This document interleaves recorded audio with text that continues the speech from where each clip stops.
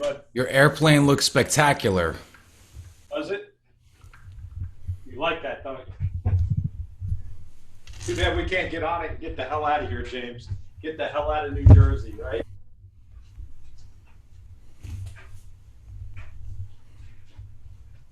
Give me 2 seconds, just getting all the lights turned on here.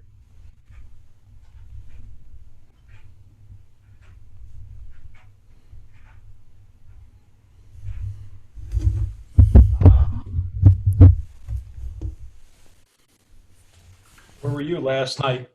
Childhood jail again? I mean, Wednesday? Can you hear me? James? My mic is on. Why is...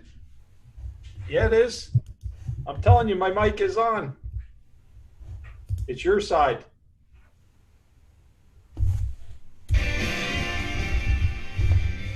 I can hear your music. Can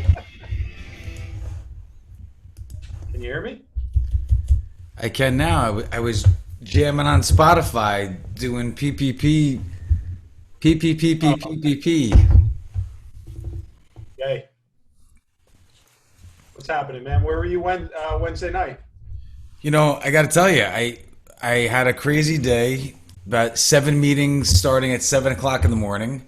We Is that had dinner. all? I said to my wife, I said, "Hey, I'm gonna lay down on the couch for like 30 minutes, and then wake me up, and I'm gonna do whatever." And she's like, "I tried to wake you up 6 times, and I woke up at 11 o'clock at night, and I was like, I have no idea where the day went." Cool. Cool. That's what happens when you're drinking sangria all day. Wow. Hey, listen, I solved a ton of the world's problems all in one day, so I feel like I at least accomplished something. There you go. So what's going on, man? Anything good? No, did you see what I copied you on with Andrew today? No, I didn't, to Sal, be honest. so Oh, yeah, I did about Cuomo, that one. no, but Sal Masseri. Oh, yeah, Um, yeah, yeah. I saw that. Yeah, I saw that email. So that I guess actually he's could gonna. be kind of fun, right? Yeah. Weeks, Hopefully he'll get in touch with Andrew. We'll see what happens. So. but you got Vivian Nicholas. You got. I mean, it's funny. My joke with Sal is like he wins Rookie of the Year or whatever they call it, Newcomer of the Year a bunch of years back, and he's been nominated every single year since then, and he only won that first time. Um, but I also talked to Angelo Seminara, right? Yeah. Trying, man. Our timing of the time of day that we're on for the UK is a little bit rough, but Angelo and I are friendly, and he's the. I'm trying to think what's the international award? If it's not Naha, what's the international version? I could. I forget the name of it. I know which one you're talking about, though. Because Um, Dave, what's his name, won it before too. What's his name? Dame? Not is it Damien? I wait, forget all those guys. Yeah. I'll find it. But so he's another one. He's the nut job that he's won so many. He's won more than anybody else. I don't know if he's won 6 or 7 times International Hairstylist of the Year. And now that he's home and he's not doing all these crazy art installations, he doesn't even do hair anymore. I don't think.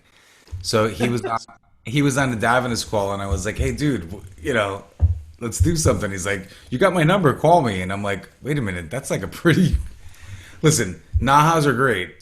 That's like a whole different level of crazy. Yeah. Five. We are. Let's see. Let's cross your fingers here. Trying to fire up Facebook. Let me jump on Facebook, make sure that's up. Just said cross your fingers. Let's hope it goes live. It says live on my side, so I think you're good. Mine's spinning still, so maybe.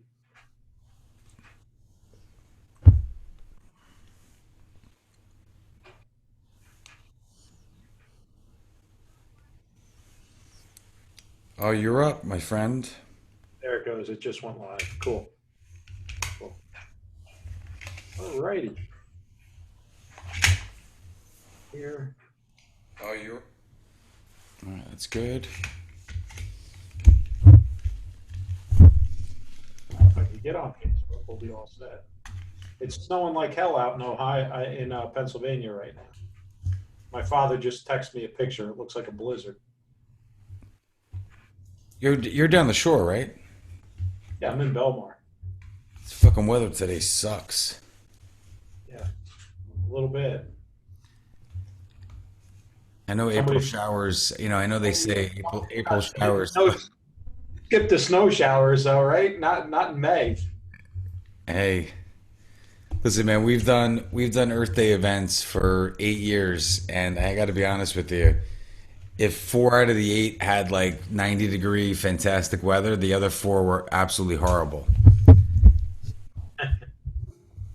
Yeah, so much for global warming. All right, Facebook's on. Suzanne, Gloria, Mary, and your wife is in here. Cool. Picking up. Okay, we got 8 in here. I thought I heard somebody jump in here a minute ago. Was that your iPad? Oh yeah, it was probably my iPad. Kelly's in, Bella's in, Gail's in, Sandra's in, Rose is in. You know, our usual early suspects are all in. Keep an eye out for Vanessa. There she is. There you go. Hey, Vanessa. Is she mute? Oh, it's still connecting. Oh, she's still muted. Am I here? Am I here? You're now, here. Did you mute me? Should I? How are you? I'm good. I'm excited to be here. Thanks, guys. Yeah, no Vanessa, problem. No. Vanessa, I love your digs in the background, man. You might have to win the award for the coolest digs in the background. Thanks. This is my little office, my little Zen room. Fuzzy pillows. It's like everything's happening back there. I like your digs too. Well, my digs are fake, so it's, you know. I thought it was a virtual background. I thought you were like doing Derek, but then one day you like tapped on it, and I'm like, oh, he's actually got like a very cool backdrop there. So That's how I keep. yeah, I'm virtual. The background is not. It's like Max Headroom, but I don't know. You look like you're a little young to know who Max Headroom is, but I know Derek. I know Derek knows. I don't know. I don't know who Max Headroom is, but I don't think I'm a little young. Well, yeah. Well, listen. We still like the furry pillows. Furry pillows are always fun. So what's it looking like tonight? How have you guys noticed like your numbers tapering off as salons have begun opening? No. No, because like, you know, we need you more than ever now. Right? Yeah. So normally what we do, Vanessa, is we get started about 10 after 8, just to give everybody time to jump in here. We do the before show right now. That's us joking around, and everybody gets a kick out of that. We got a whole bunch of people on Facebook already. Mary is in here. Steve Stratland, always in here. Steve, listen, I have Steve. I know you're on Facebook and you're getting the lag. I love Steve. Steve is so funny, and we have a really good time. And it's you know, when you have somebody that you know, especially when they're in your home state, and it's like when there's something like this going on with the pandemic. So it's like the conversation is like super serious. How am I going to get hand sanitizer stands for my salon? And then turns into lime green hair, and then turns into a joke, all in the same 20-minute conversation. It's like, hey, you know what, dude? We're friends forever, man. It's like, we're good. We covered all the bases in our one conversation.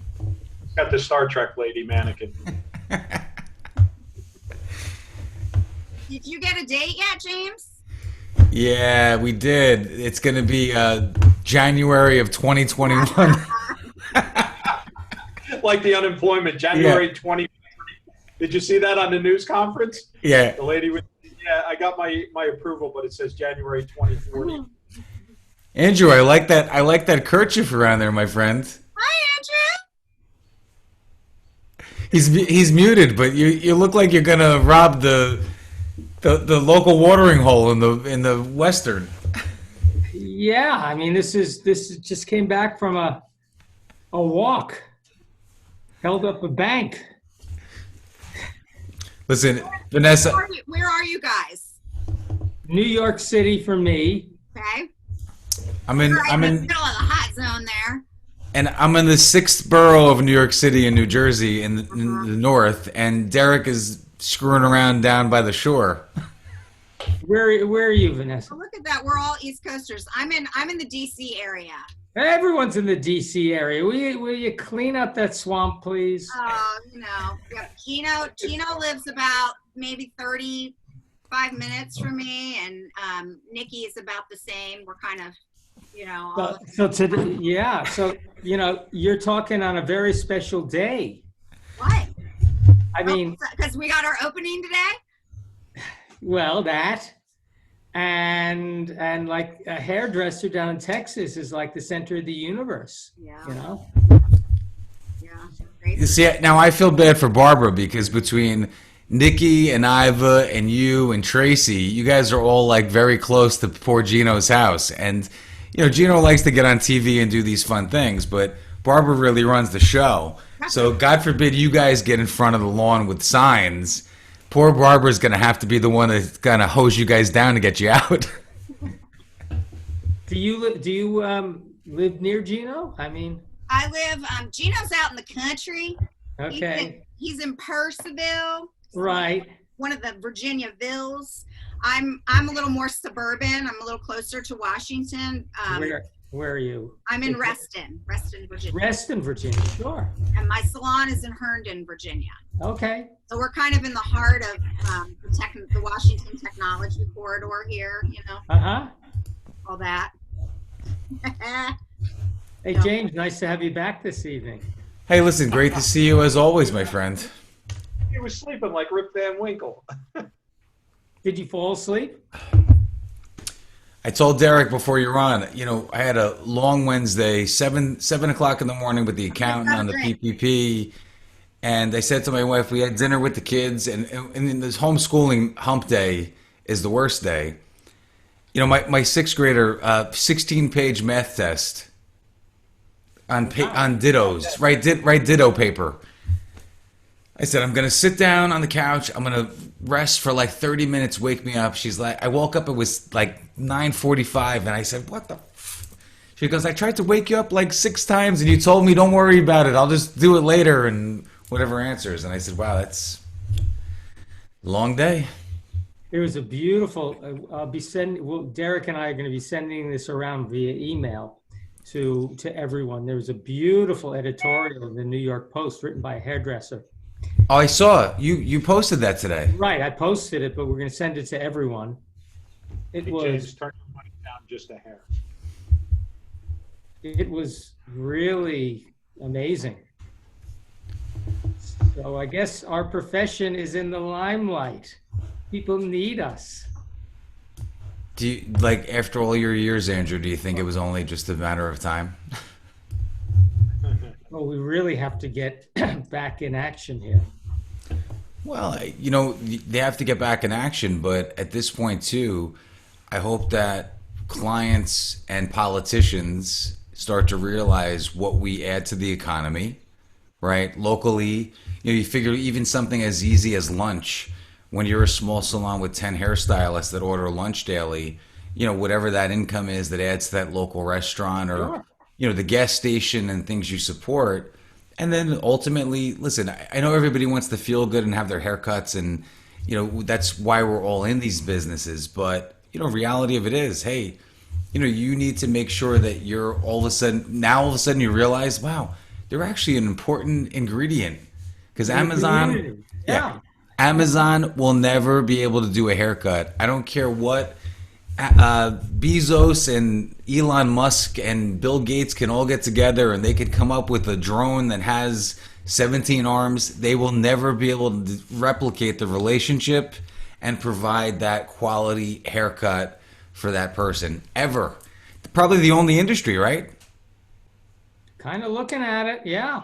Well, Any inside scoop from our person at the State House as to when there might be an opening or no? Ballpark? I don't know.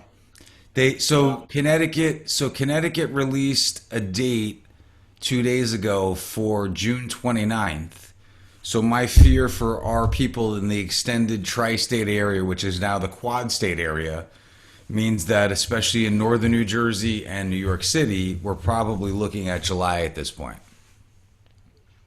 Wait a second. I thought Connecticut was opening next week. You can hold me to it. I heard that it was July to June 29th. Anybody in here from Connecticut tonight?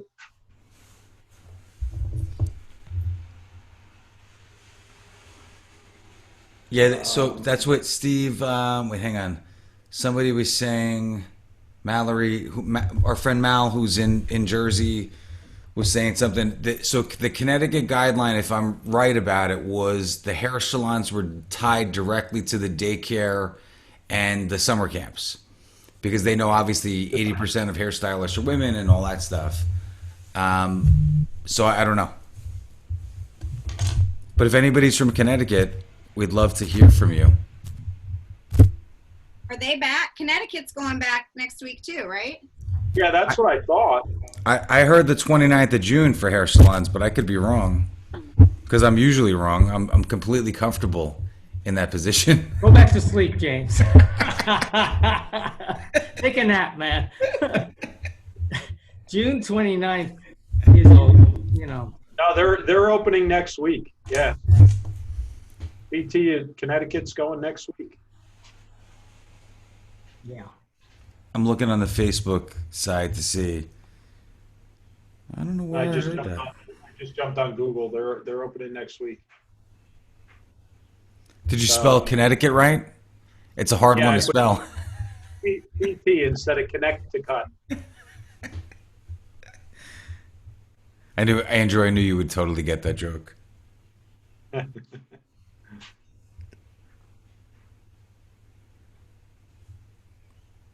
It is a tough one to spell.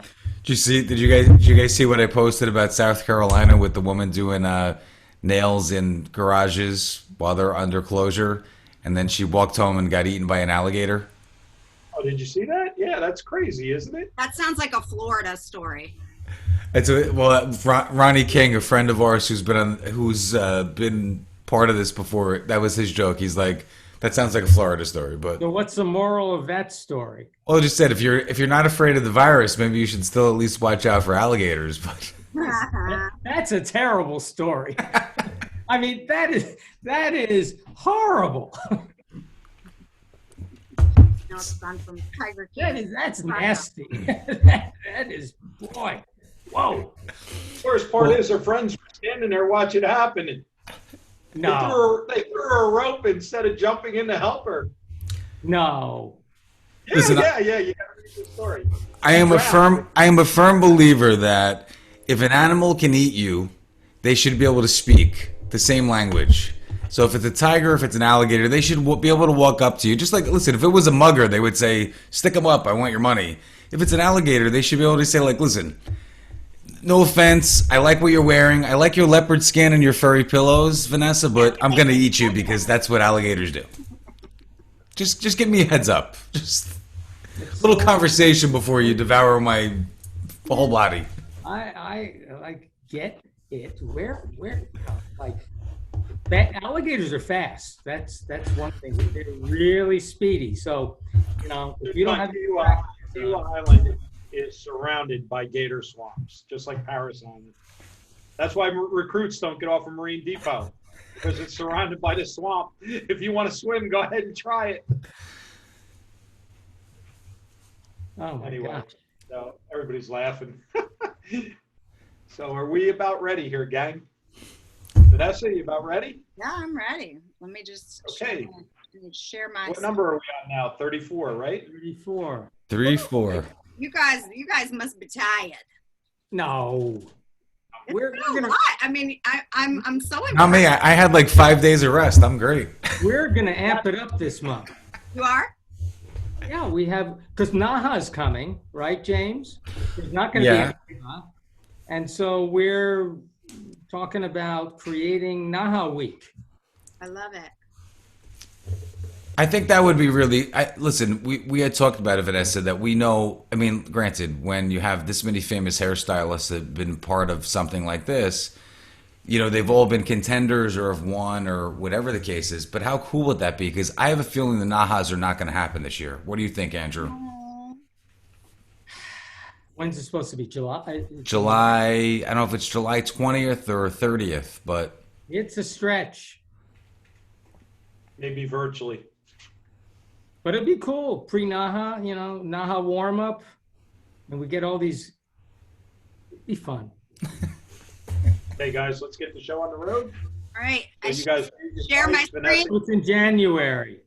It's been I'll moved. introduce you. Okay. Get going. Thank you, Eva. Hold on, let me just share my screen. Yeah, technology. Here we go, Vanessa. So everybody, welcome to the Beauty Business Reset, episode 34. Tonight we have the pleasure of having Vanessa on with us. And Vanessa is going to go through her program, becoming a therapist. I love that title, Vanessa. So welcome to the tonight's session, and it's all yours, Vanessa. We're here. We made it. Oh man, what a journey. Light and love, y'all. Let me just take a deep breath together. Let's just be where we are. Let's get present. Let's be grateful. Let's find the joy in the crazy. All together, thank God for you guys for doing this. You've provided so much support to me and so many of us out there. So, you know, I'm very grateful. I'm very grateful. I'm very happy to be here and to talk about things that I love. Joy being at the top of it. So light and love, y'all. We're here. You made it. We've made it this far and we can't stop now. So now what? Isn't that why we tune in to Beauty Business Reset every night, or now I guess it's every Monday, Wednesday, and Friday going forward, so we can tune in to figure out what's now and what's next and share our ideas with each other. I think that right now, what I'm focused on, and a good focus for all of us, is planting seeds for growth, and planting seeds for change, and planting seeds for joy, really, at the end of the day, because we've got a long road ahead of us. You know, I have, right from the very beginning of this whole COVID thing, kind of felt like, you know, this isn't going to just be over. We're not just going to pop back to what was. We're entering into a new normal, and there's going to be a lot of challenges, and we are going to need each other for quite a while. And I don't know about you guys out there, but I just want to do hair. I just want to lose myself in Jenny's incessant chatter that used to drive me crazy.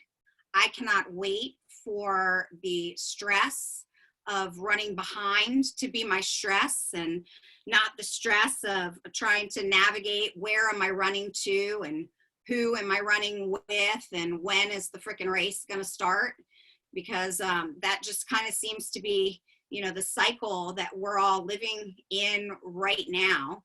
And I'm looking forward to planting seeds of growth and you know, watching them blossom as we move forward. So thank you guys for joining me and for allowing me this platform tonight to share and just really, you know, have a conversation, because this has been a lot.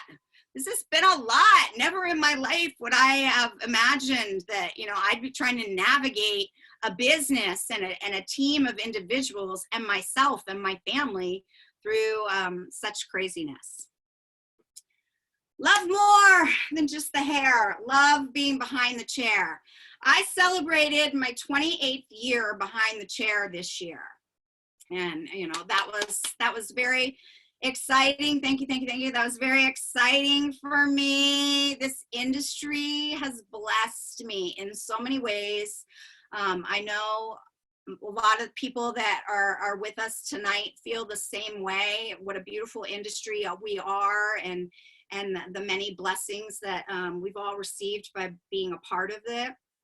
I had many mentors and masters kind of swoop me up and shove me under their wing and show me the path and put me on a track of finding out who it was that I wanted to create myself to be.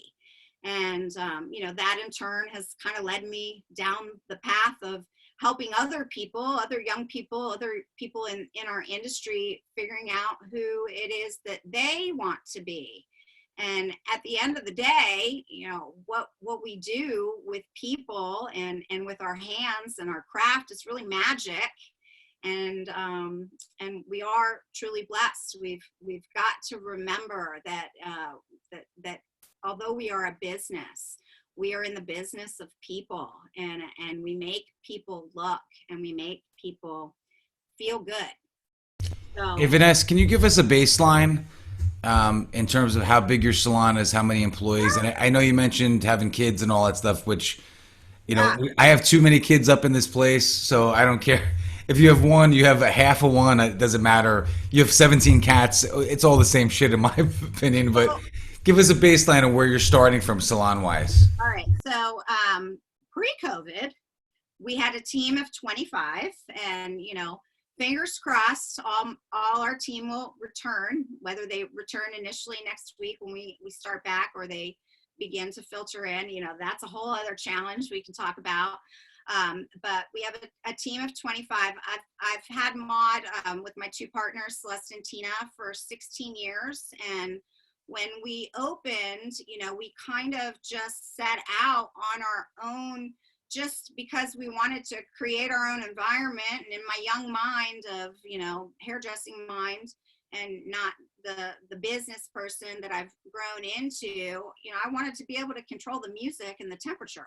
Like, you know, that was my motivating factor of opening a salon, was, you know, being able to control the music and the temperature, and how things have changed, and, you know, how I've grown, and how this industry has allowed me the privilege of being able to grow and train young people.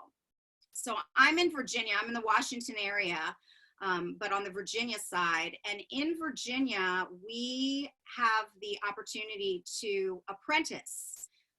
So I have an academy at Maud, and we train people through an apprenticeship program, which is a 3,000-hour program, and they can obtain their license with Maud Academy being their school, or they can go to Graham Webb, or they can go to Graham Webb somewhere, or Paul Mitchell, or Aveda Academy, or any of the local academies. I get a lot of kids coming right out of cosmetology in high school, and then they can also join our academy program, and we refer to them as blossoms. So they train side by side, working in the salon, assisting, attending class at least once a week. And then, you know, we have quarterly classes where the entire team comes together. But it's a complicated journey, and it's a complicated system.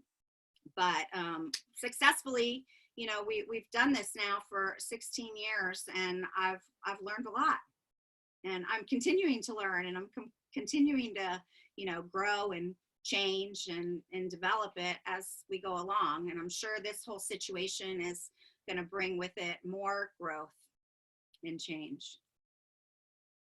So anyways, back to where we were. So, you know, what we do, we've got the privilege of touching people and connecting with people. And, you know, not too many professions can actually say that they have that privilege and that it is a positive touch. And right now, that license that we have to touch is more precious than it ever was, in my opinion. So one of the things that I wanted to share and just kind of have a conversation about tonight was that as leaders in the salons, or, you know, whether you're an educational leader, we spend so much time focused on the systems and focused on the craft and focused on the business of hair. But I believe that our young people and even our existing team, they need more. They need to fall in love again and again and again with the business of hair, with the craft of hair, and with the beingness of being behind the chair, as well as the being that's in the chair.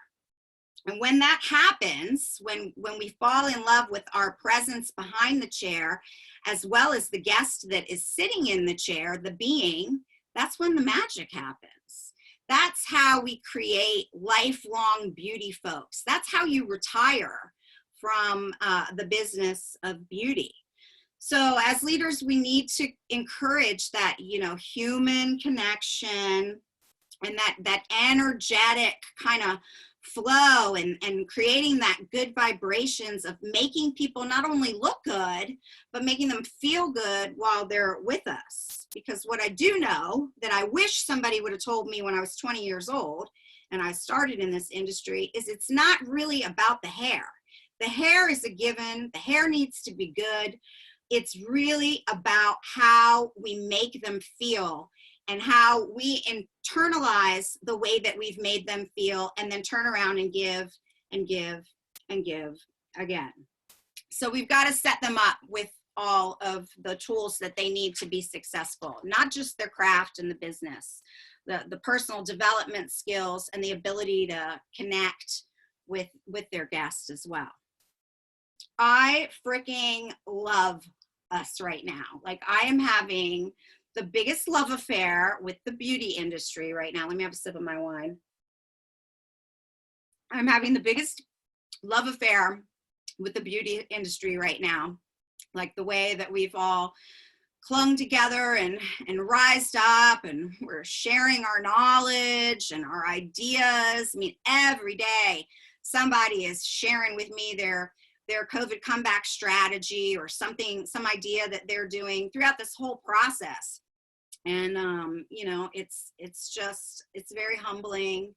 It's made me realize just again, how grateful I am that life carried me in this direction.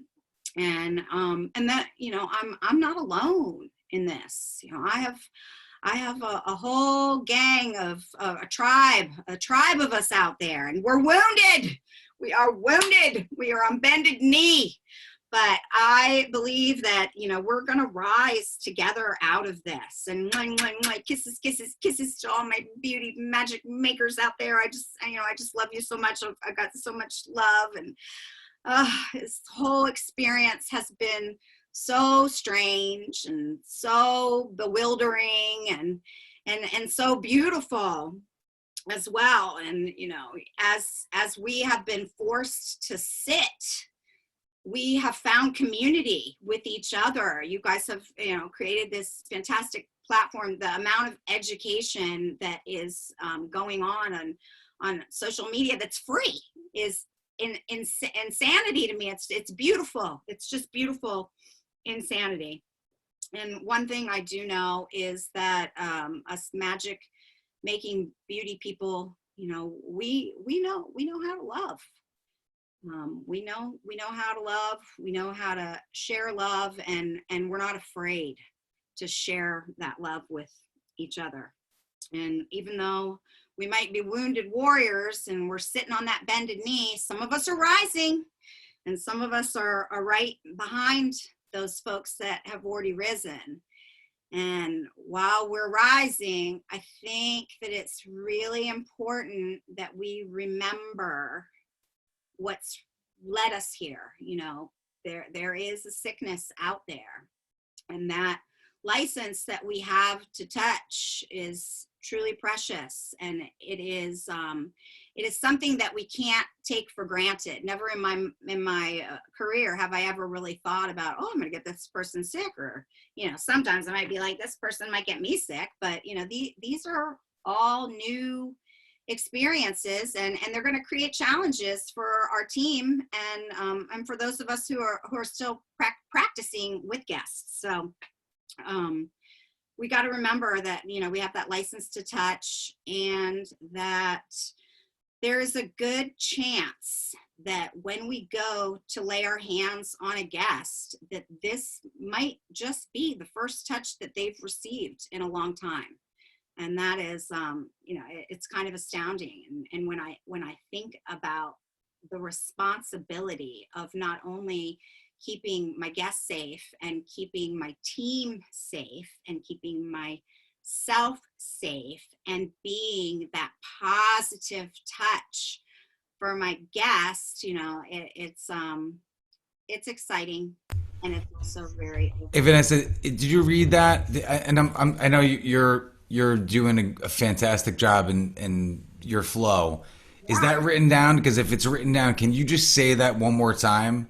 Because that I have to. I know it's recorded. It's going to go back on YouTube. But what you just said in those last 60 seconds were like super important and super awesome. Can you just say it one more time? And everybody on Zoom and everybody on the Facebook Live, what she just said, like, you should take this as mantra right now, because we've been dealing with all this bullshit and loans and stuff and clients and, family and homeschool and all that. What you just said was like, that should be like cornerstone for going back. I'm sorry. Can you say it one more time? Sure. Even if it's just for me. I'll try to say it one more time. As we're stepping out and as we're rushing to sustain our businesses, I think it's very important that we recognize that license that we have to touch holds a responsibility now, because we're touching people, and we're touching people while numbers are still rising. Atlanta's still rising. The DC areas has not begun to taper off, and there is a lot of responsibility that comes with that, but also with the fact that for many of our guests, we will be the first positive touch that many of them might be receiving. And now we're going to do that with the barrier of a mask, when they can't even see our smile. So I think it's really important that we remember how precious that license to touch is. And I honestly don't think I ever really considered it until now, until this whole experience. Did I summarize that the right way? Yeah, and you're making me a little sad. We have 3 kids. We're locked in the house, and it's a complete fuckery, which I've used this word before, maybe on the pre-show, and I probably stole it from Amy Winehouse, because I don't know if it was a word before of Amy Winehouse, but my 3 kids, 3 different ages, and my little one in the morning, I'm like, hey, not that we don't hug and all that stuff, and I'm like, I need you to give me a hug, and she says, why? I just woke up. And I said, because you're probably one of the only people that I can hug right now. And what you're saying to me, like, when you think about clients that are home, we have some clients that are stuck by themselves, that have emailed us, that haven't seen anybody besides masked weird Zorro versions or pirates and robbers like Andrew looks like now with his bandana. That you guys have to realize that they may not have seen anybody. So virtual consultations is something we've been talking about, right, Vanessa? Yeah. So for our profession, so we can figure out how screwed up your hair is before you get in. But did somebody die? Did they have a loved one that passed away? Was it somebody close? Was it their neighbor? They haven't seen anybody. And you were their friends. Like, you were the person they came to. So take back that respect, and like I said, it's kind of a little bit sad and empowering, hopefully. Yeah, totally. Fluffy pillow empowering. I'm sorry. Fluffy pillow empowering. Yes. I mean, don't get me wrong. Like, I have complete faith in us and our ability to keep people safe. I'm stepping out with that mindset of, my guest is safer with me than they are going to the Trader Joe's, and the Trader Joe's appears to be pretty safe to me. So I don't have those concerns or worries at all. And just as long to get an appointment at Trader Joe's as it will be when we reopen, because the Trader Joe's by me, the line is like 7 blocks long, like they're trying to get tickets to Billy Joel and Elton John. Maybe we should have somebody, like, they just line up and it's like, okay, 10 people in at a time. All right. 45 minutes later, 10 people out, 10 people in at a time, 45 minutes, and everybody's out. Yeah. Hey, listen, and we haven't had this topic yet, Vanessa, but I'm the first one to say, like, hey, you want to be first in line? It's $1,000. Pay the vig. You listen. If you were selling concert tickets, Priority appointment. hey, listen. You want to be front row and to see the Lion King, man. There's a little bit of a vig that's attached. So hey, well, I'll get you in right away. Well, what I do know through this whole experience is our guests love us and they need us. And, I know that a lot of stylists out there and salon owners have fears that, oh my God, my clients figured out how to do their hair at home. What I have found so really heartwarming and beautiful is like when my clients have done a haircut on their husband or their son, or they've cut their own bangs, like they want to show me. It's kind of interesting. It's like they want, they want me to acknowledge that like they tried. And so I've sort of been cheering them on, like, good for you. We all have like an inner hairdresser. You let your inner hairdresser out. Good for you. Of course they're going to come back to us. I mean, hopefully we've solidified the relationship through our connection process, which, is all about what I'm talking about tonight. And that's not a worry. So do I care that they trimmed their bangs or that they threw a box color on their hair? No. Everybody needs to do whatever they need to do to get through this moment. And that's just kind of been my attitude. Even though it's shifted and drifted at times, it's just kind of been my attitude through this whole process. Do what you need to do to survive so that you can set yourself up to thrive. And, as we navigate through this whole situation of getting them in and all that craziness, we've got to remember that it's their beauty shop too. Like our guests, they take some sort of ownership of their beauty shop and their practitioners. They love us. Like they love us. They can't wait for us to come back every day. I'm getting text messages or emails or messages from guests that are, when are you opening? I'm dying to get in. And of course I'm your first appointment. And it's like, I got 15 of you that want to be my first appointment. God bless you. I'll do what, that's a whole other challenge that we're going to have to face in just a minute. So anywho, oh, my beauty magic maker friends, you are so talented and you are so freaking amazing. And if you don't know it right now, you just tap right into you, because the world needs us more now than the world ever did. Not just for the hair.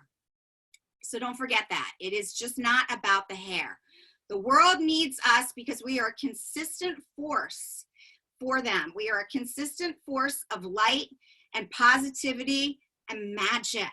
What we do is we spin magic.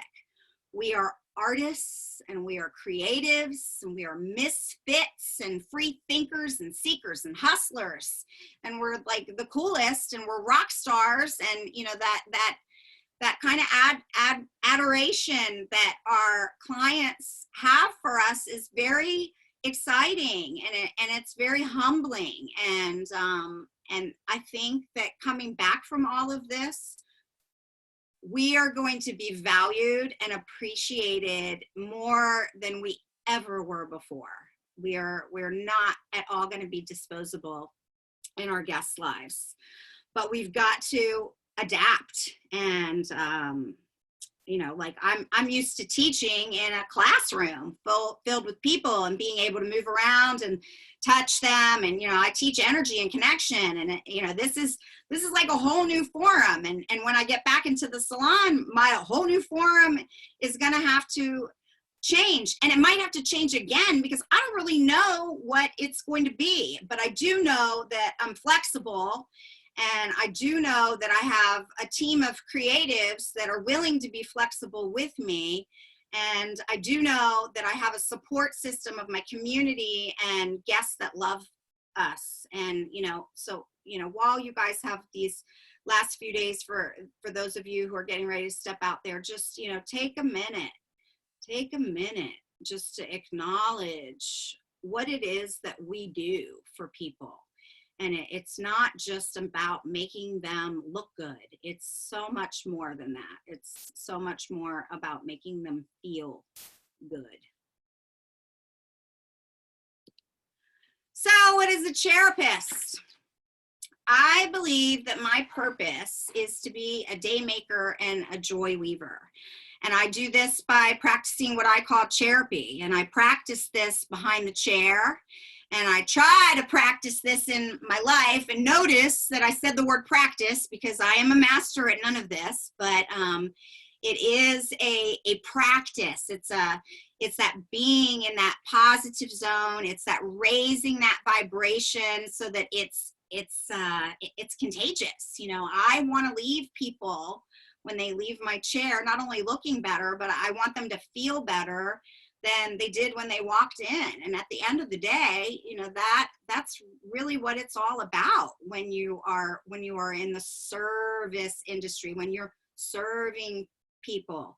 You want to give so that, you know, in tune you can receive. And it's that cycle.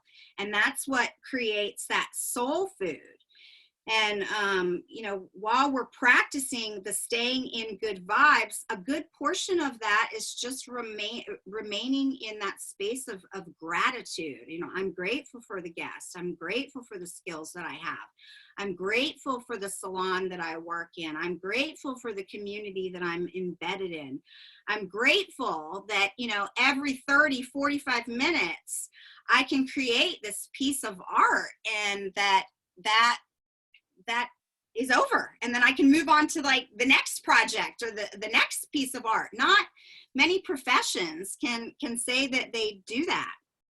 I love what I do, and I love watching baby hairdressers grow up and do their first balayage and jump on the floor and buy their first car and, you know, have babies and become mentors themselves. And that's one of the lovely things about the beauty industry. And that's really like the soul food. That's what feeds us and keeps us going. So chances are that those of you who are here tonight are therapists and you just didn't even know it. You love more than your selfie. You focus on plugging all your energy leaks. Your intention is to project good vibes and to emotionally connect with your teams and with the people that enter your salon space, your home. And you're intended on mastering your crafts and continuing to get better over and over and over again while avoiding that burnout, because that burnout really happens when we let the artist in us begin to die. And we've got to remember why we got into this in the first place and what was exciting for us and all of the things that we love about it, so that we can keep going during the tough times. And we've got plenty of tough times still coming ahead of us. It's not just going to be like rainbows and unicorns. You know, we've got to navigate through some pretty tough seas, and we've got to shine, and we've got to share our light so that we can thrive. So a therapist knows that we come from a space of knowing and not just knowledge. Like there's that internal knowing, you know, I refer to it as the light. It's like the incorporating of all the universe's energy or God's space, and knowing that I have this greatness inside of me, and my job, my mission is to share that greatness with everybody that I come in contact with, whether it's, you know, the person in my chair, or it's the person at the grocery store, or it's the young stylist that I'm mentoring to kind of bring up within the industry. We've got to create that path so that they can create the people that they want to be, not the person that I want them to be, the person that they want to be, and provide that space and that platform for them to do that as we move forward. Therapists bring themselves to work. We're present and we're authentic, and we focus on being completely energetically connected to the person in front of them and their hair. Or my daughter's an esthetician, you know, it's the same practice. It's, you know, it's the skin or it's the nails, but it's that beingness of focusing on your presence right there in that moment while you're touching someone intentionally, and you're intentionally trying to connect with them while performing your art through your craft.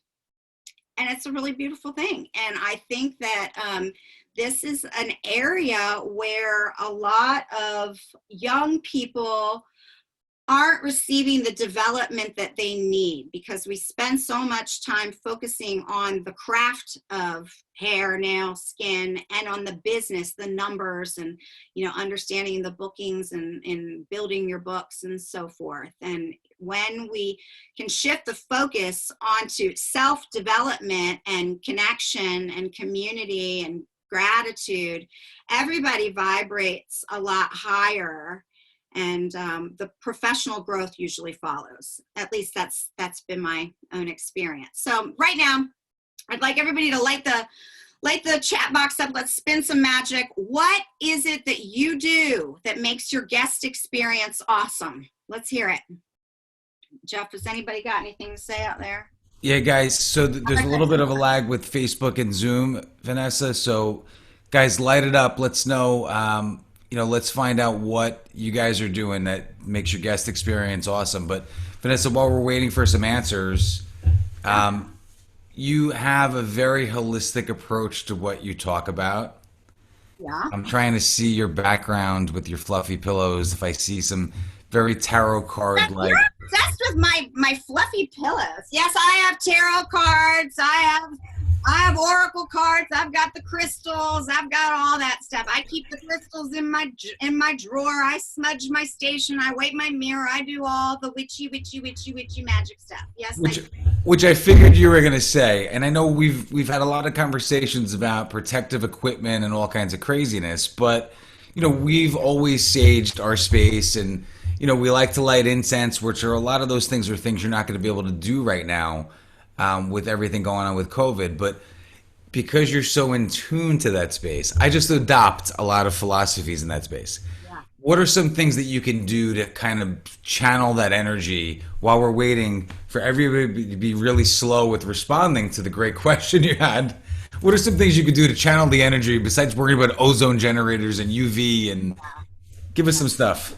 Well, I think that while our focus right now is providing safety, right, and keeping everybody healthy, we as practitioners, as magic beauty folks, we have got to remember that the most valuable thing that we have to protect is our own energy. And I've experienced a lot of challenges through this whole COVID experience of, getting sucked into that vortex of negative thinking and, my mindset going down the rabbit hole of fear and all of that. So, some very simple things that you can do is breathe. As hard as that's going to be in a mask, I would say develop a practice of breathing. I share when I go into schools to recruit or with my own team, sometimes you just gotta take a minute and go sit on the potty. And even if you're just sitting there, just to breathe, just to literally catch the flow of life's rhythm so that you can coast along and not, get stuck in that cycle of spinning in your thoughts. Just quiet the mind. And that is something that we need to do to be able to fully connect with the guest. As a young hairdresser, I remember she would be talking and, I'd be thinking about going to happy hour or all the errands I had to run. And then, I'd be like, and then she'd ask me a question and I'm like, oh my God, I'm totally not even present. I'm not even here, because nobody taught me. Nobody taught me that I needed to be actually present with more than my hands doing the job that I was doing. These were things that I learned and developed as a way to sustain myself and love and find joy behind the chair 28 years later. So, Hey, Vanessa, two good questions that came in that I don't want to let go, because I feel like you're in the zone right now. I'm going to do one before the other. I'm going to do the later one first, but you said about absorbing energy, and I'm always a believer in the fact, because I do not do hair, I just do everything but hair, that when you're at the opposite end of the mirror as a stylist, Yeah. the reflection of that energy is just banging and pounding off you all day long. So, our very first holiday gift to our staff was this really funky laser etched mirror by two mom-owned business owners that was all handmade. And the guise of it was that little vanity mirror was a way to reflect that bad energy back. But so Bridget on Facebook just said she anticipates having difficulty with absorbing people's trauma from the pandemic. So can you speak to that at all? Is there anything you can say? And then when you're done, I want to come back. I have another good one too. Yeah, so there's, and I'm a little bit witchy.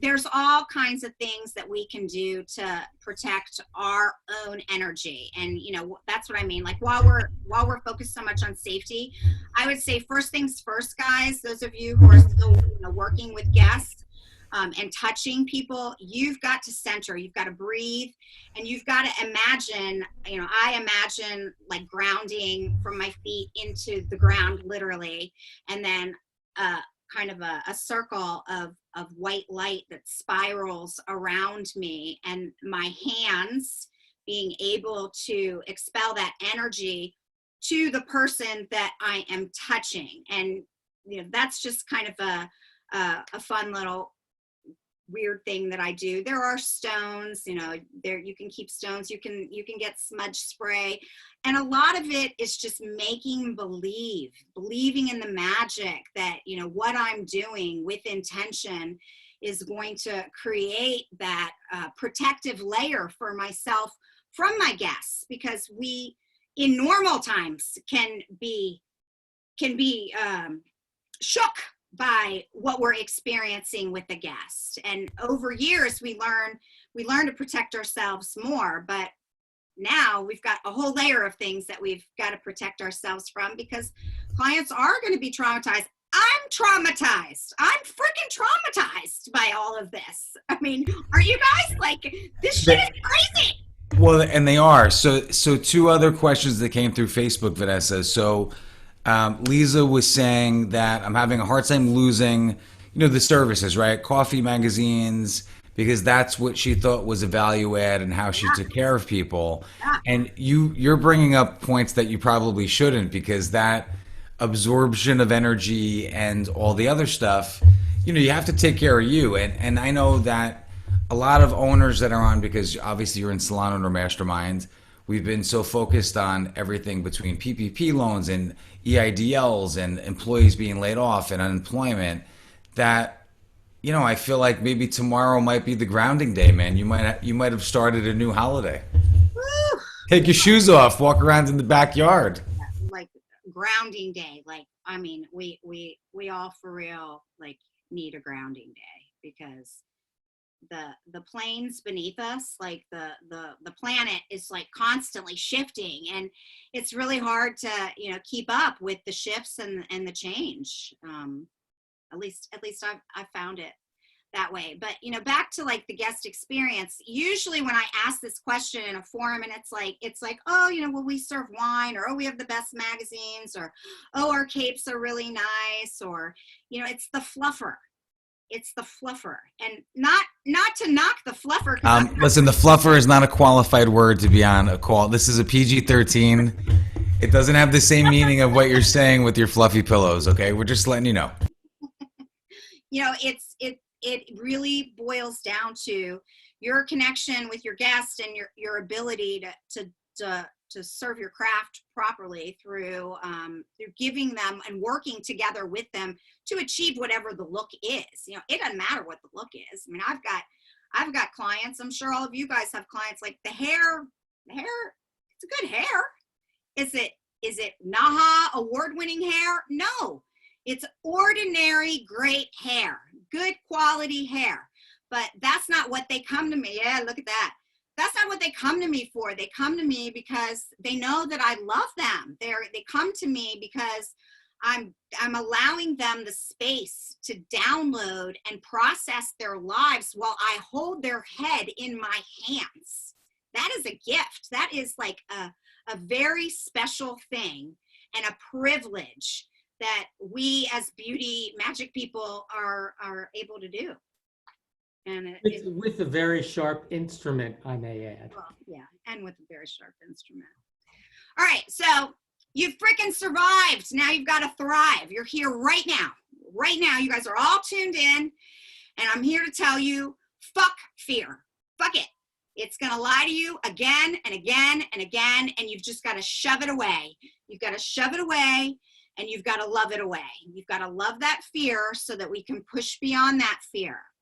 You cannot believe every little shitty thought that you have, and you cannot allow yourself to fall into that cycle of fear of maintaining your business, or, you know, what's it going to be like, or I'm afraid of being sick. Like, we've just got to love that fear away. We've got to focus on the being that's right in front of us, on the task, on planting those seeds for an unknown future, because I don't know what 6 months from now is going to look like. I don't know, you know, a year from now what my business is going to look like. It could be completely different, and I might have to adapt to a new or improved or different model than the one that I've been functioning in for 16 years. So let's just, you know, take a moment.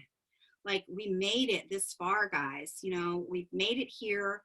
We are going to be able to do this, and we cannot do this in a positive vibration if we're constantly comparing ourselves to what the salon down the road is doing. Like, you know, the color kits and the, oh gosh, the raising the prices. I mean, all the inflammatory conversations. Like, who cares what they're doing down there?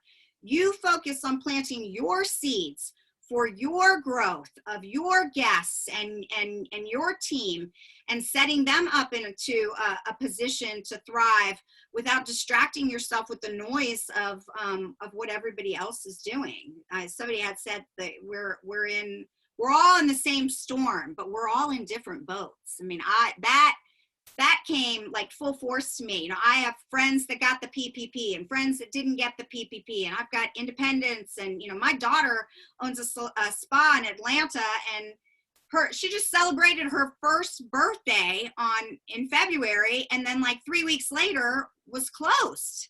Like, these are crazy, crazy storms that we're being asked to navigate. And, you know, not all of us had the tools that we needed to navigate. And thank God that we are part of an industry that are happy to love one another and share our knowledge with one another. Hey, Vanessa, I feel like you're the first one to say a very specific word of affirmations in, I don't know, 32, 33, 35, however many calls we've had that we've done. But, you know, Jay Williams was on, and we talked a lot about commitment versus compliance. Yeah. And if your staff commits, compliance will follow. If your clients commit, compliance will follow. But you're the first one so far that said affirmations. Obviously, we know what affirmations are, and hopefully if you don't, you should probably call Vanessa, because we're going to post her email up at the end of this, and she would love nothing more than to help all of you. Yeah. But do you think that there's some value in posting that instead of, you know, everybody's talking about what notices they're going to put up in their salons, like take your shoes off. You know, my joke is the whole no shirt, no shoes, no dice type of Spicoli thing. But do you think there's some value? I know a lot of salons love to have things on the wall about what their salon values are or their motto. But instead of saying like, hey, if you don't have a mask, get the fuck out. Hey, these are the things that we're thinking about for your safety. Or somebody on the call said your safety and your well-being. Can you tell us a little bit that, because the affirmation part is really very important. Yeah, affirmations, intentions. I just really feel like, I mean, day to day, in normal times, when I would go to do a haircut or a color, you know, I try to take a moment to center myself so that I'm able to give that energy, but I set an intention for my guests and their experience. And I support that intention, whatever that intention might be, with an affirmation, a positive reinforcement of whatever my intention might be. So, you know, everybody's going to have their own individual things, but collectively as a team, we can create our intentions and then our personal affirmations to help support those intentions as we learn how to navigate through the crazy that we're currently floating in. Did that answer that? Love it. Andrew, I think Andrew Andrew is my affirmation go-to. So Andrew, please interject. That was perfect. That was what? That was perfect? Perfect. Oh. No, really, really. And you know, we visualize, just think about the power of visualization and what you're saying and how you, when you're with the client and you speak with them and you take them into the future, because in the future, they get excited. Yeah. If we're just here, ugh. But in the future, we have to take our teams to the future, visualize it first, Yeah. and then put it out there with Well, intent. and it's got to be a we thing, you know. Yeah. You know, I didn't do your hair. Do you like what we did last time? Yeah. Do you like what we decided on? How did what we do work for you last time? You know, Absolutely. that is that unity, that is that connection, and that's really, you know, what it's all about. And these are the things that we've got to teach our teams to envelop in their practice behind the chair, because our business is changing. You know, we're not going to pop back up like this never happened, and we're not going to pop up back to the way that it was before. There's going to be a lot less of us, a lot less salons, and a lot more people trying to get into those slots. And we're going to have to take the time and to keep everybody safe. So what are we doing in that time that is going to provide added value and connection for the people that we're touching? What is now?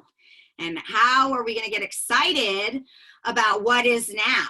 And one thing I do know is that you guys have been training for this your whole life and you didn't even know it. I have been training for this my whole life and I didn't even know it. And that's an affirmation that I have said to myself over and over throughout this whole process. I got this. Like, you know, even in my darkest moments, and I've had plenty. I mean, I cry every single day.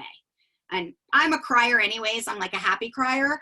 But throughout this whole thing, like my emotional cycles are like up and down and up and down. And I have to ground myself and remind myself that, you know, I live in the light. I live in love. I practice gratitude, and that I've been training my whole life for this moment and for the ability to continue to serve people safely and spin joy and spin magic. So I think it's super important that we ground and we remember all of that. We got to wake our warriors up. You know, we got them inside of us. We've got to wake them up. So which emoji are you? Pick 3. I mean, I can pick 6. I can pick 9, some that aren't even here. And what we've got to realize is that stress is a normal reaction in an abnormal time. Where we are right now is totally normal. However you are feeling, it is okay to be cycling up, down, and up, down. We were talking about hugs earlier, James, and I counted it up, and I think that I'm operating currently today at like a hug deficit of about 1,200, because I'm one of those, you know, touchy-feely types. Like I touch my team and I touch my guests, and, you know, nobody comes in and doesn't get a hug. Nobody leaves without a hug. Listen, 24 months from now, you are going to be so uncomfortable to be around. Yeah, so that's going to be like, that was really weird when we started, was like the, oh, hi, I'm going to wave at you and hug from a distance. But not being able to embrace and have that energetic connection with somebody. We've got to figure out another way to exchange that energy while we're masked and while we're unable to hug them. Because, you know, I have no idea where we're going. I can anticipate, I can plan.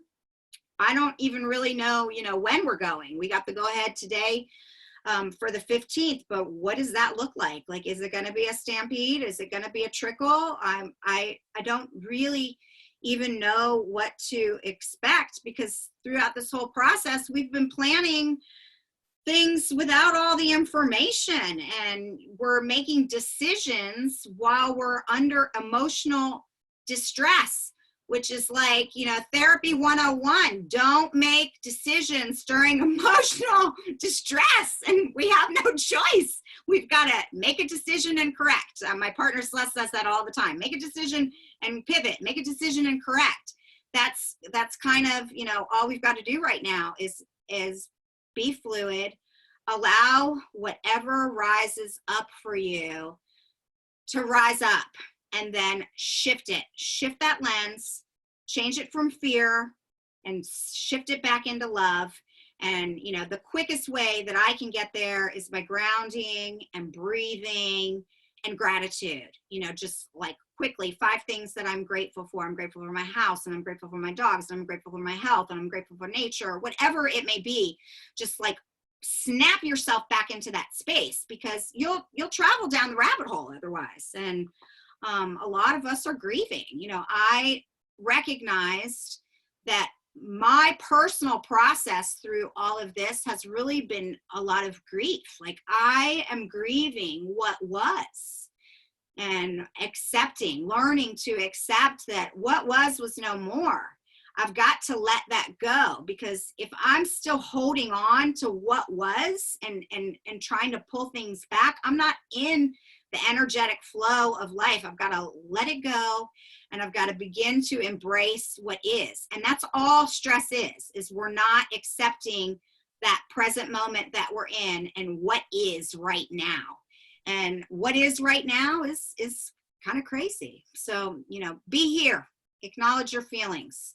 What are you afraid of? Let's light the box up. What are you afraid of? Let me hear it. Let's toss all of our fears to the winds. I'm gonna plug my phone in. Yeah, come on, guys, on our Facebook Live, anything you're afraid of, and obviously alligators, if you're in South Carolina and doing nails illegally in garages, should be on the list. But outside of that, but you're bringing up a good point, Vanessa. Like, in terms of your clients and in terms of a lot of the stuff Vanessa's saying, you're still the first one that came in and talked about grounding and thinking about grief. Yeah. And that's where we are as an industry right now, is that, you sort of got used to that touching and being active and close to those clients. But the reality of it is, you didn't realize how important you were, most of you, in terms of that touching, until you couldn't do it for 3 months. Right. So light it up. So afraid of another shutdown, people are afraid of wearing a mask for 10 hours a day, those kind of things. What do you got? Not being able to accommodate all the clients or keeping the doors open. Right. I mean, these are all valid fears. I don't have the answer. I don't freaking know. Oh, I thought you had an answer. That's why I asked you. I thought that's why you were out. Andrew told me that's what the call was about. You were going to give us all the answers. This is like part of the process. Like, pop the worries in a jar so that you don't have to think about the worries anymore. I've tossed them out to the universe. I don't want these anymore. I don't want to be afraid of these things anymore. I've got plenty of things that, I personally, that have risen up for me that I'm afraid of. What's my book going to look like? What's my salon going to look like? How am I going to operate at half volume? How am I going to continue to train people when I don't have a chair to put my people in as they grow? If we're having to socially distance, like, these are all super valid fears that many of us are going to face, and I don't have those answers. I'm not sure what is going to be. Vanessa, let me ask you a question. Oh, go ahead, Andrew. Go ahead. You go first. When you're living there, you're not being here. Exactly. And we need to be here. We need to be here, and we need to remind ourselves to be here. I don't know how many times a day I'm reminding myself to be here.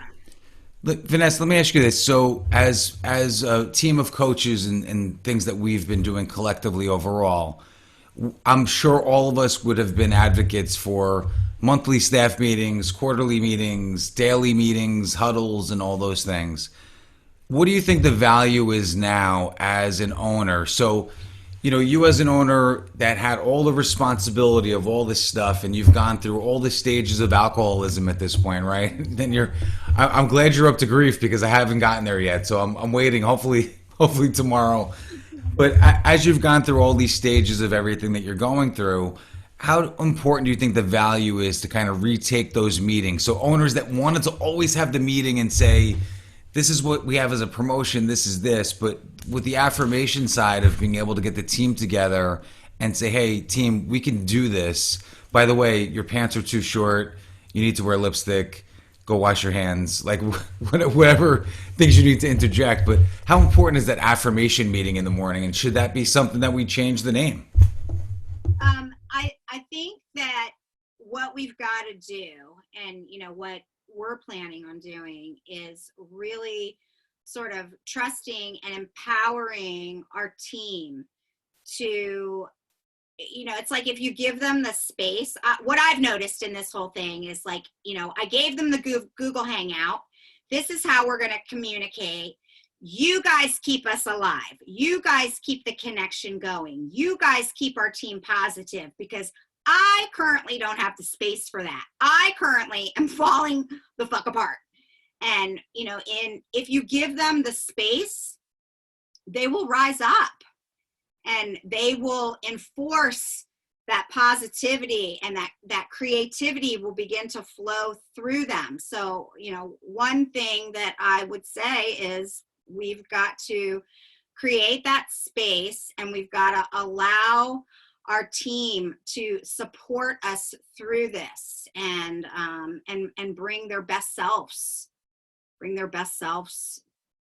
to us, because we're going to need it from each other. I mean, I anticipate there's going to be a lot of ups and downs, and some meltdowns as well as we travel through this. I started doing, through this whole thing, I started doing the artist way. I don't know if anybody out there has done the artist way. I did it, when I was a youth, and I was encouraged by a mentor of mine to pick this practice up while I was, and if those of you who don't know, the artist way is the pages, which is part of the artist way, is brain dumping, basically. So, when you wake up in the morning, the first thing you do is you kind of unconsciously write, and you dump your brain. And I've been so stressed throughout this whole thing that not only am I dumping my brain in the morning, I'm also morning, which is now afternoon because my clock is totally twisted, but dumping your brain in the morning, but also dumping your brain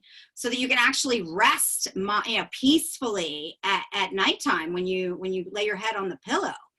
These are just little things that can make a huge difference in the way that you navigate through all of this. And like I said, I'm not a master of any of this. I'm practicing. I'm pulling every tool and trick that I've got out of the bags just so I can survive and get to that position of thriving. Back to the gratitude though, we've got to be grateful for the lesson. Love the fear away that tries to claim me. That fear is going to try to claim you. And, you start by approaching every day from that position of gratitude. Like, I woke up, I'm alive. Like, I can breathe. I'm not in a hospital. I didn't die. I'm not hooked up to a respirator. I woke up and I'm able to go out and serve. And that's a beautiful thing. And I'm ready. I'm ready. I'm prepared. I've been training for this my whole life to go and share love's light, and create yourselves a morning mantra, whatever it may be. Let light be what I give today. It can be, I am peace, I am love. It can be anything that you want to say, that you just are awakening that spirit, that light inside of you, so that when you go out to navigate the troubled waters that are ahead of us, you've got something bigger and greater and better than you that you can cling to. And for some people it's religion, and for some people it's spirituality, and some people it's nature, and some people it's just tapping into that artist inside of them. Whatever it is, find it and practice it and be grateful for it, and use it as a tool to love that fear away, because we are going to need it as we move forward. We got to accept what is, and we got to let go of what we can't control, and focus our energy on planting seeds for the things that we can control, or at least we think we might be able to control, because the waters are shifting right now. So, you know, take that moment to just be present and accept what is. And while we're caught up in all of the fear and all the craziness, make believe.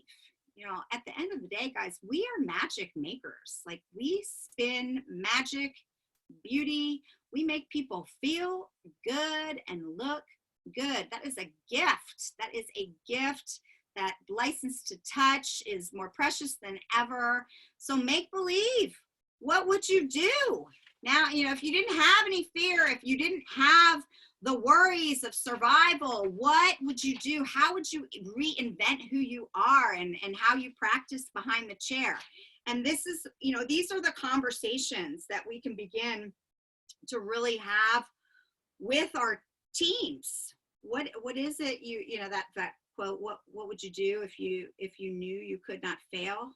You know, for many of us, this is our opportunity to reinvent ourselves. And I wish, you know, that I had even more time than I've had to sit in a lot of ways, because it took me all of my energy to survive to get to the moment that I am right now. If I had even more time to make believe and to spin the magic and think about the way that I would do things. So, you know, I'd encourage all of you to lean into that artist that you are and make believe, make that magic happen.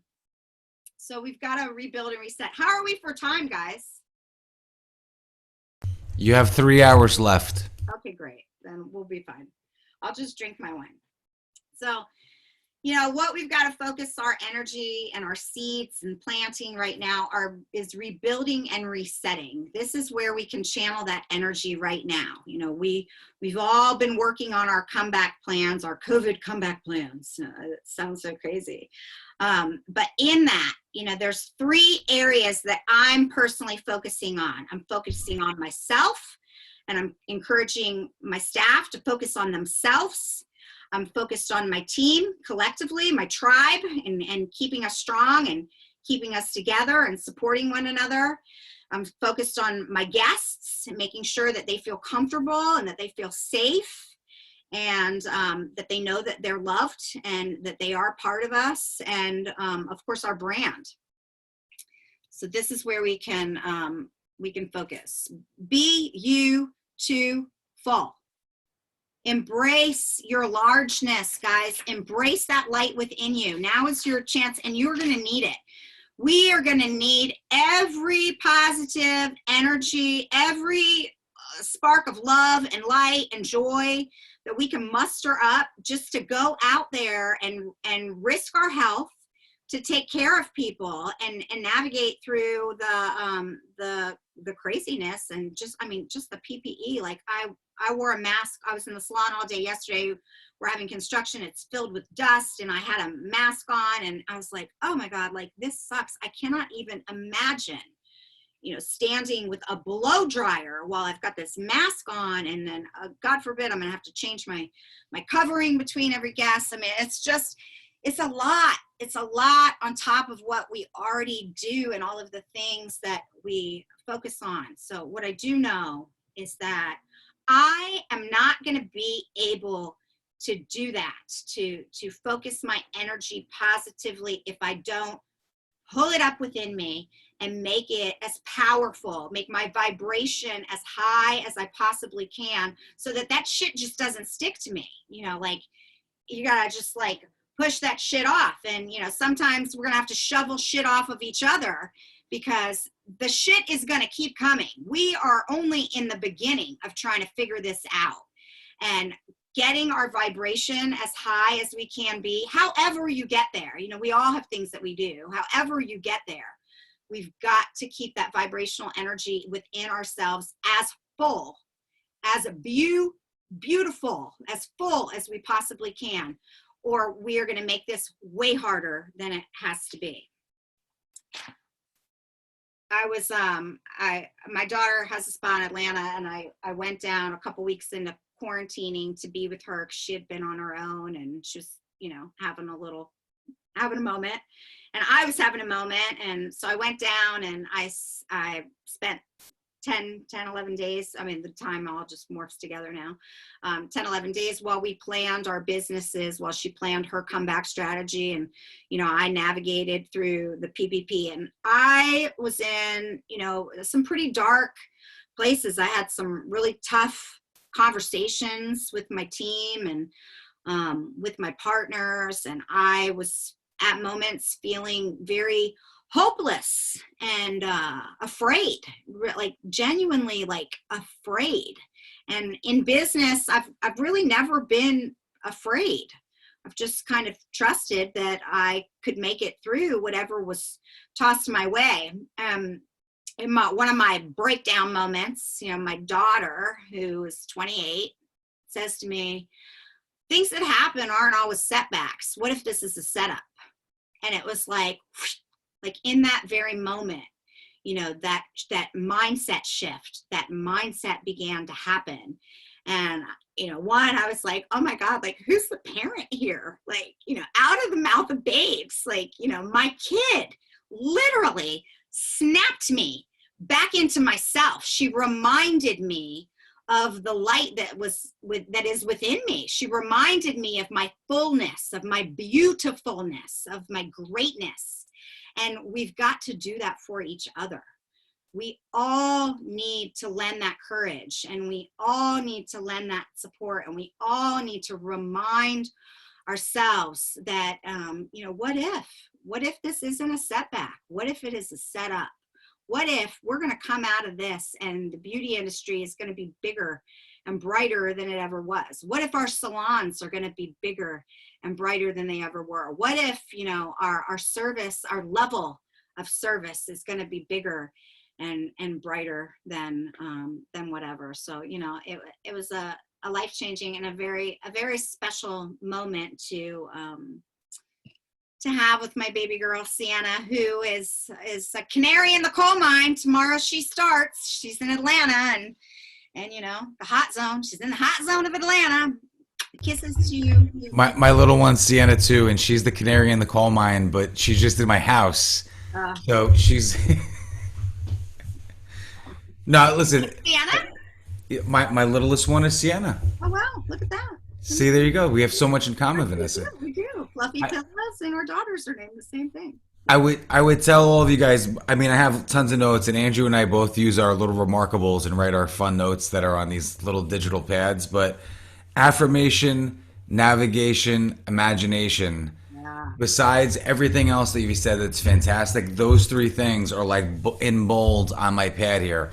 Affirmation, navigation, imagination. You just need a slide that says shun. All the shuns.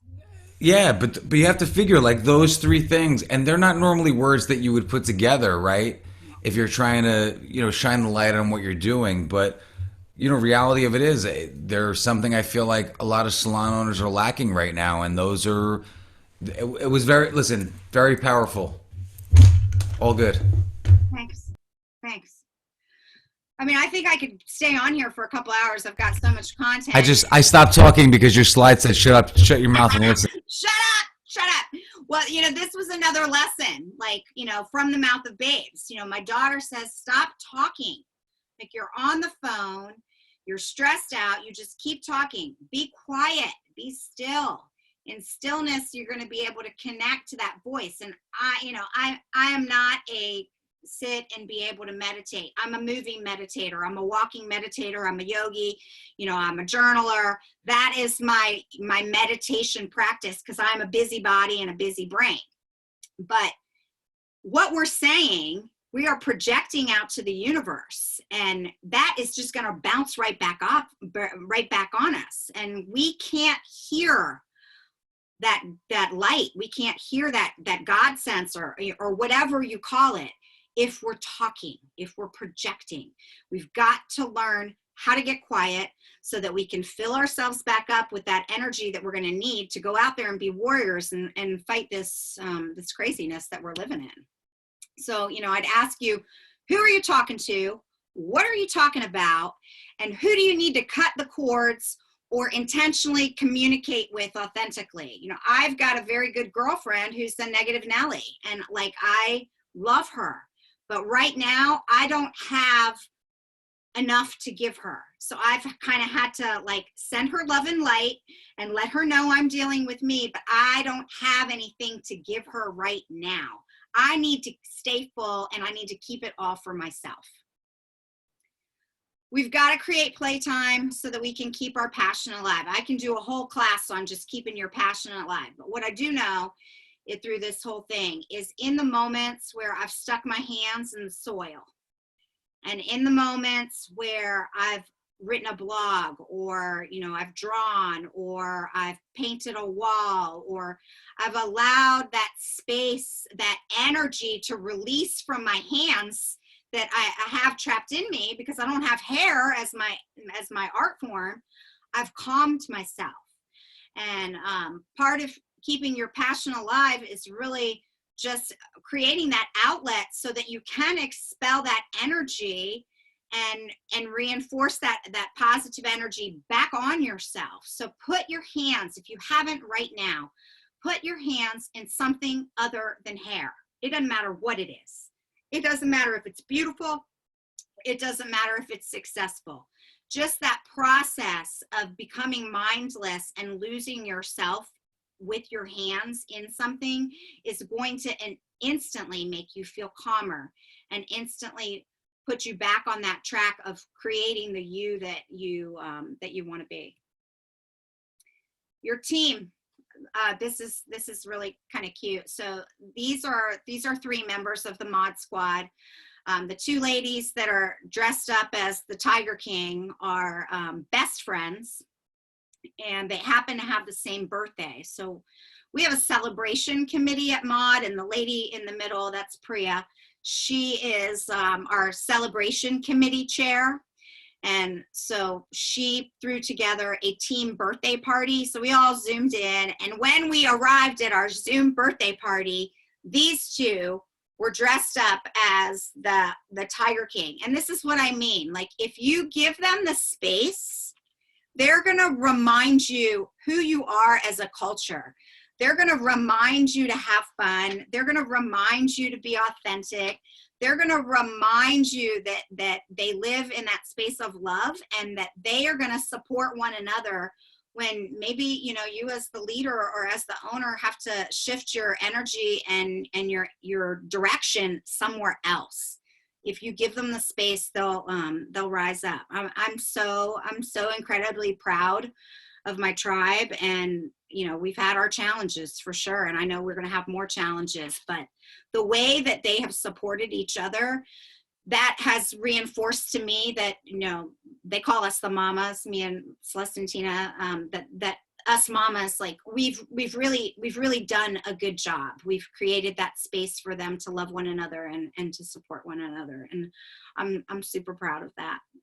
So, you know, I'd ask you, what are you guys doing right now to keep your teams together, and what are you planning so that work can become fun, because this is going to get tough and it's going to be challenging, and you know, we're going to all need an outlet so that we can laugh and have a good time, and you know, celebrating and having fun. It shifts that energy in the salon instantly, so that we're back in that love's light, and we're in that happy, upbeat, joyous state. So we've got to concentrate our energy on what can we do, and I trust that my team has shown us through this process that if we allow them the space, they're going to be able to come up with it. So I would say to those of you who are leaders, you know, trust your team. Give it to them. Right now, my team are working on wet hairstyles because I don't have the creative space right now to do it, and neither do my partners. We're too busy with everything else. So, you know, we gave it to them. Figure out ways that we can set people's hair wet and tie it in a turban, and out they go. You know, give it to them, and they are excited about it. And those are the kinds of things that that we have to do as we move forward. Hey, Vanessa, let me ask you a question. You know, everybody that's working on the loans and all the things that they're trying to do as a business owner, I feel like they all, and I'm guilty, and our salon is just as guilty, that you start to look at hey, are you planning on coming back? Hey, can you work the amount of hours? Hey, you start to look at things from a business standpoint. But some of the questions that you bring up about in terms of, remember what led them to do hair and things that we're all forgetting that. Granted, there may be a few questions that you need them to answer for legal purposes right now, but it's not a bad idea to pepper in a question that actually has some merit for them and for the industry. You may need to say, hey, if we get the loan, are you going to come back? But hey, by the way, what led you to come to the hair industry? Mix and match a little bit, because I feel like there's been so much legalese over these last 8 weeks, especially the New York, New Jersey area, that it's just, you start to listen as owners, you start to lose your passion when you spend 6 hours on the phone with accountants and CPAs and ADP, and my feet, I look like Jesus of Nazareth right now. Like, I feel like I should be in a show. Like, I could be his stunt double for his feet, because I'm walking around in the driveway and I'm drinking and on the phone, but you bring up a really nice point. Yeah. Well, I don't know. I mean, I don't have all the answers. And the other day I was on a Zoom meeting with our team, and I just asked everybody what their level of comfort on a scale of 1 to 10. What's your level of comfort with touch? I mean, I think that these are really crazy questions, but they're necessary questions. It's necessary. And I cried. I have really tried to just sort of be my authentic self and not be so, I've got to be the leader and I've got to be the strong one here. Like, I think that there's strength in showing your vulnerability as a leader right now. And I mean, I hope it all works out. But I wanted my team to know, after we got through the whole PPP thing, that I want you to come back when you're ready. This is a very personal thing that we're navigating. Like, yes, I need staff. Yes, I need team to support Maud and to keep us going. But I want everybody to do what they think is best for them. And I want everybody to come back when they're ready. I don't think that we have room for judgment here. That shouldn't even be up for conversation. And I had a young stylist who is a rookie stylist, so she still assists, and she really is kind of like my right hand. So like the thought of me going back and doing hair without her hands and her being supporting me in that was a little bit scary, and she was super hesitant. And after the Zoom meeting, I texted her and I said, let's have a conversation tomorrow about your level of comfort with touching people, and what that hesitation is, and let's just talk through it. I get it. I haven't had the time to be afraid because I got so many other things that I'm afraid of. So like the whole getting COVID, it hasn't really been something that's risen up for me as a practitioner. That is an afterthought. But for many of them, they're not preoccupied with keeping their business afloat or, all the things that as leaders we're trying to navigate right now. So those are valid fears. We touch people for a living. And right now, currently, we're stepping out there, canaries in the coal mine, into the hot zone, trying to see, is all the PPP, is all the protection, that we're doing going to keep my team safe? Because the last thing I want is to bring harm to my team. We shut down before the governor shut us down because I was so freaked out about my team being nervous and about getting a guest sick. Like, I didn't want to be a part of inflicting any kind of hurt or pain to my community or to my team. I couldn't live with that. Like, morally, it just felt wrong to me. And, I think we've got to respect where individuals are and let them know that, they still have a home to come back to, even if them coming back isn't until June, even if that coming back isn't going to be a full 32-hour work week. We're going to work through all of those challenges, and I may not have all the answers, but my intention is good, and my intention is, you know, to lead lovingly and to embrace my team and to meet them where they are in this process, because where they are definitely might not be where I am. And I think as leaders, it's important that we remember that when it comes to our team. All right, so I can talk about values for your team. Jay Williams is my coach. He's our coach at Mod, and my journey with Jay, I can't speak highly enough about Jay. Jay is the values master. So those of you who haven't worked with Jay, I highly recommend that you have Jay come in and work with your team on establishing values. These values have been what have made our decision-making process better, not perfect, but better. And they have been the way that we filter our decision-making and our strategies through. And they ultimately lead your culture. And I'm gonna move a little bit faster here just so that we can get through some of the content. How are we for time, guys? Hello? Hello. Are we there? Yeah, we're here. We have about 10 more minutes. All right, so let's just scoop ahead right now. So, I'd ask you guys, what are you doing right now? What can you be doing right now to attract, grow, and maintain? What seeds are you planting right now? What has all of this brought up for you? What can you do to make your guests feel more comfortable? What can you do to fill yourselves up personally, to encourage your team to fill themselves up personally so that they go with their full selves, armored with positive energy and love and light as they step out here as warriors on this battlefield, because it's not over.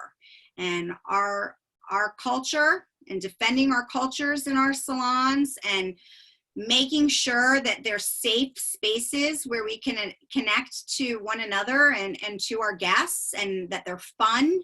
That is the vibrational energy that we are going to need moving forward while we coach and mentor and educate through the next 6 months, possibly, year, as we figure this whole crazy COVID thing out, because I don't have all the answers. All I know is I'm going to continue to recruit, and that my team and myself, we're going to need some, brain rewiring. We're going to have to think a lot differently than we thought going into this, because it's not the same, and it's never going to be the same. We've got to let go of what was, and we've got to move to what is. And there's a lot of us that are down team members, and we're going to need to fill those seats, and we're going to need to get that support staff. So when you get out there and you're recruiting, because I think, come June, mid-June, there's going to be an influx. When unemployment runs out, there is going to be a rush of talent that is going to be looking for a salon home where they can be belonging. So what is your culture? What are you selling? What are you asking them to join? And how are you getting your salon's name out there? And if you are going into schools and you don't have that as an avenue because the schools are down, how else are you going to attract that talent towards your business so that you have those hands in your growth chart, if you have a level system, so that you can move them on and up through it? So I'm going to post all of these interview questions on my website. I'll post a whole slideshow, but there's some really interesting questions here that I have found very useful in the interview process. Somebody had shared with me years ago, hire slow and fire fast, and that really has helped Mod and our business. And a lot of these questions have given me insight and the ability to trust my own intuition. So when I go into a school or I'm recruiting, I'm courting young people for a long time now. It's not just, they send in an application. A lot of them are in school, and they might be in school for another 6 months, but I've made that connection with them. And I'm keeping that connection so that when they go out to apply for a job, they are considering Maud as one of the places that they want to go. And I encourage them, like, go apply other places too, because I want people that want to stay. I'm not interested in spending my energy on somebody who only wants to be here for 6 months to a year. I'm looking for a lifelong, beauty magic people who are gonna make a career out of this and grow through our systems to achieve a joyful chair. Ultimately, I mean, that is the goal. So some of these questions are very insightful questions. As a interviewer, of what response you get, you really gain insight into what they're thinking and what their process might be. All right, let's go on here. So a lot of us have a day visit, and one of the things that we began doing in our day visit is, prior to the day visit, I'd say to the potential hire, pretend that you work here and, ask questions and, just jump right in. And then we kind of throw them to the wolves, and it's like sink or swim. So we began adapting a process last year where we assigned a buddy, and that buddy would reach out to the day visitor prior and ask, what's your favorite color? What's your order at Starbucks, or just, fun little facts. And then that would be on a welcome board, so that when that potential hire came into the environment, they already had that sense of belonging. They felt like, oh, okay, this is a potential tribe for me to join. And that has made a big difference. Assigning a buddy, so they had somebody that they could constantly be texting with or communicating with, or almost like an ally, has really been helpful. The other thing that we started doing in the day visit last year is teaching them something while they're there, whether it be, this is how we greet a guest at Maud. So we teach them the skill during the day visit and actually have them do it, or it could be teaching them a shampoo. And what this is showing us is, how coachable are they? Are they going to take feedback? Because we're a learning salon. So if you're not coachable, or I'm facing some resistance on your day visit, I don't want to waste any more energy. I want to move on to the next person. We've got to rewire our thinking as we move forward. And when it comes to our one-on-ones and that personal development with our team, we need to begin to focus on more than the numbers. We've got to begin to focus on that connection, that personal development, that you, like, what are you doing for you? How are you growing for you? Because what I do know is, when that focus is on themselves and their personal growth, the professional growth begins to fall in line. And my job as their coach and as their leader becomes a lot easier. And the sooner we start that personal development in that one-on-one session, the better things flow. And then they're just in that mindset of growing. So, these are questions that we ask in the one-on-one, on a scale of 1 to 10, again, like using the scales. How comfortable are you with men's cutting? What do we need? What would need to happen in order for you to make that 7 to a 10? These are skills, coaching skills that I've learned from Jay Williams and other coaches, and they've really become adaptable, and it's made a huge difference. And while I'm coaching, my mentee has a piece of paper that says start, stop, continue. So, what are you going to start doing? So she says, oh, I'm gonna begin handing my cards out so that I can get some models in of men. Okay, great. Write that down on what you're gonna start doing. What are you gonna stop doing? I'm gonna stop that negative self-talk of, I hate doing men's hair, because really I'm afraid of doing men's hair. So these are the types of personal development and self-development that we can fuse into the profession of practicing beauty behind the chair. You guys, if you haven't spent the time right now, spend the time on your brand. Your brand is your brand is your brand is your brand. If you have a specialty, blow it up. Us magic beauty folks are rising, and we've got to think about how we are going to approach our services different energetically and physically. And don't forget for 1 minute that that physical touch, that personal touch that we are providing is more precious than it ever was. That is valuable. Not everybody has the privilege of doing it. It is truly a privilege, and there is a lot of responsibility that comes with it now that I didn't even think about before COVID and before all of this happened. What's your brand's personality? What's your brand's voice? Is it energetic and playful?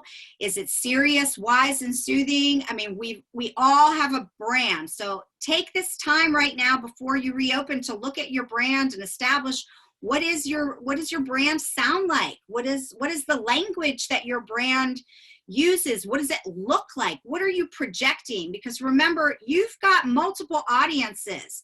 You have the audience of your guests, you have the audience of your tribe, and you've got the audience of your community. So in my marketing, I am trying to evoke emotion in 3 avenues. And my brand is a big part of evoking that emotion. So what do I sound like? What does it look like? You know, what is it that I'm saying? Am I funny? Am I light? Am I humorous? Am I whimsical? And who is my target audience? Who am I trying to attract? You know, we can't be all things to all people. You know, who if I had to choose would be that consumer that guest that I want sitting in my chair. Your guests, you know, right now, our guests, like, we've just got to be grateful. I am grateful that love showed up for me through you today. I have sent this very image to I don't know how many guests throughout this COVID, because the overwhelming love and support has really humbled me. Like today, I opened up a piece of mail. Like, who gets snail mail anymore? It was a piece of mail, and in it was a check for $200 written to me. And on the note, all it said was, Vanessa, survive. We need you. Love, Anne. Like, oh my God, like just overwhelmed by just love. And, you know, it just reminded me of how special we are and what we do, and that we just free and give that love out to people. And now we need it. Now we need their love. Now we need our community support more than ever, because we've got a lot of tough things that we're going to have to navigate. And just living in that space of full gratitude for my guests and how much they have supported me is very important. Lisa, that is, you know, we are so living in gratitude for you, Oh, for bringing it on tonight as you have. thank you. Extraordinary, the messages that you've delivered. You know, people are saying heartfelt, how touching, awe. Oh, thank you. I can't see them all. James can. Yeah, lots of love on the Facebook side and Has been lots of connections. and the energy that you put into it, which is really so necessary that we all bring forth as we move into the future, as we're living in the present, because that's where we have to be. And I was thinking, you know, the past is the past. And if we really look at it, we've done a lot of great things and we've done a lot of not so great things. And as an industry, we haven't been uber profitable. We've had lots of problems. We have a chance to recreate ourselves. You do. And forget about all that stuff. Let's not be the old days. They were, you know, fine, and there were some good times, but the future, the present now is the greatest. Yeah. With all the nonsense, and that we're alive and vibrant as Andrew, you tonight.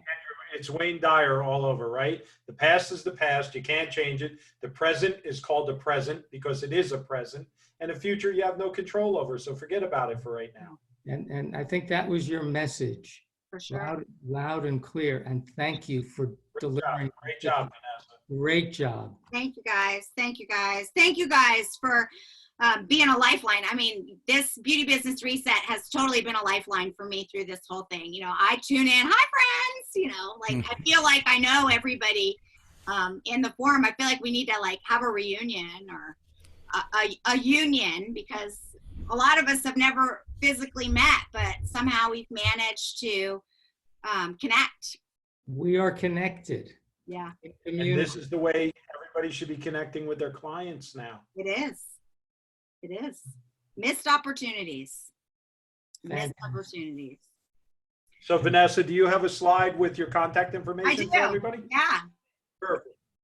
So there you guys go. Follow me at Joyful Chair.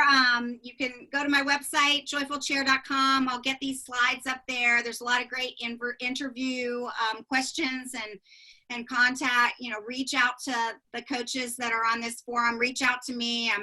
I'm happy to shed some love and share some love and shed some light if I have it. Not that I have anything figured out at all, but you know, I'm going through the motions with all of you together, and I'm just grateful that I'm able to borrow some courage and share some courage for those of us that need it as we ebb and flow through the crazy. You are being love. Aw, thanks. You're welcome. Thanks. Well, this was fun, guys. Thank Have you. me back. Thank you. Have me back. I got lots of content. Yes, Vanessa, thank you. Thank you. Thank you. Thanks everybody for showing up tonight on episode number 34 of the Beauty Business Reset. We will be back on Monday evening at 8 o'clock, and everybody have a great weekend. Vanessa, thank you so much. Thanks, guys. Good night, everybody. Good night, Andrew. Good night, Derek. Thanks, Vanessa. Live in the light and shine. Affirmations Yes. all yes. weekend.